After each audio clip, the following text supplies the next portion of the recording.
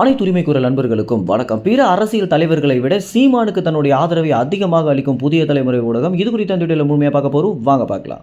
புதிய தலைமுறை மற்றும் தினத்தந்தி இந்த இரண்டு தொலைக்காட்சிகளுமே பார்த்தீங்கன்னா சீமானுக்கு அதிக அளவில் ஆதரவு கொடுக்குறாங்க அப்படின்றது தான் நிதர்சனமான உண்மையாகவே இருக்குது. ஏன்னா பொதுவாகவே பிற அரசியல்வாதிகளை ஒப்பிடும்போது இந்த இரண்டு தொலைக்காட்சிகளுமே நாம் தமிழ் கட்சி குறித்தும் சீமான் குறித்தும் செய்திகளை அதிகமாக வெளியிடுறதும், அதற்கு பிறகு எல்லா விவாதங்கள்லையுமே நிச்சயமாக நாம் தமிழ் கட்சியும் சேர்த்து அழைக்கிறதும் அப்படின்னு நாம் தமிழ் கட்சியை எந்த இடத்துலையும் புறக்கணிக்காமல் தினத்தந்தியும் புதிய தலைமுறையும் பார்த்தீங்கன்னா ஒரு நடுநிலையான ஊடகமாக தற்போது செயல்பட்டு வந்துட்டு இருக்காங்க.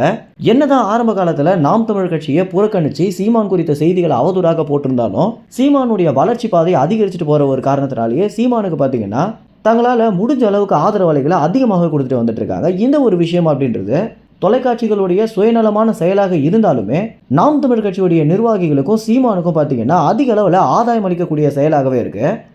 சுயநலம் இல்லாமல் தொலைக்காட்சிகள் வேலை செய்ய மாட்டாங்க அப்படின்றது உண்மை அப்படின்னாலும் புதிய தலைமுறையும் தினத்தந்தியும் பார்த்தீங்கன்னா இதிலிருந்து கொஞ்சம் வெளியே வந்து நாம் தமிழ் கட்சிக்கு போதுமான அங்கீகாரத்தை கொடுத்துட்டு இருக்காங்க அப்படின்றத அனைவரும் சொல்லக்கூடிய விஷயமாக இருக்கு. இந்த வகையில் புதிய தலைமுறையில் சீமானுக்கு பார்த்தீங்கன்னா அடுத்தடுத்து நிறைய நேர்காணலில் தயார் பண்ணி வச்சிருக்காங்க. புதிய தலைமுறை தினத்தந்தி தொலைக்காட்சியும் போட்டி போடுற நிலையை தான் உருவாகியிருக்கு.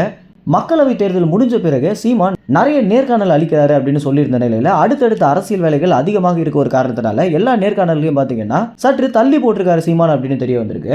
புதிய தலைமுறையில் சீமான் நேர்காணல் கொடுக்கறதுக்கு முதல் முக்கிய காரணமே என்ன அப்படின்னா, இவங்க பார்த்தீங்கன்னா சீமான் ஒரு 30 நிமிஷம் பேசுறாரு அப்படின்னா அந்த 30 நிமிஷத்தையுமே இவங்களுக்கு தேவையான மாதிரி கட் பண்ணாமல் எடிட் பண்ணாமல் அப்படியே முழு வீடியோவும் போடுற ஒரு காரணத்தினாலேயே நாம் தமிழ் கட்சியுடைய ஆதரவாளர்களும் சரி, நாம் தமிழ் கட்சியுடைய நிர்வாகிகளும் சரி புதிய தலைமுறைக்கு பார்த்தீங்கன்னா நிறைய இடங்களில் வாழ்த்து சொல்லியிருக்காங்க.